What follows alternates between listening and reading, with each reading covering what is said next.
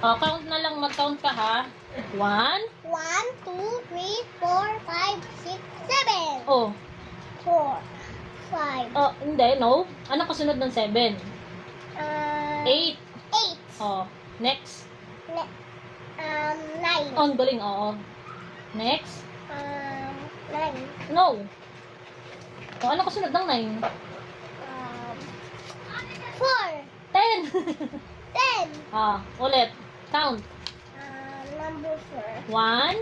1, 2, 3, 4, 5, 6, 7. 8. 8, 9, 10. Very good. Ayan.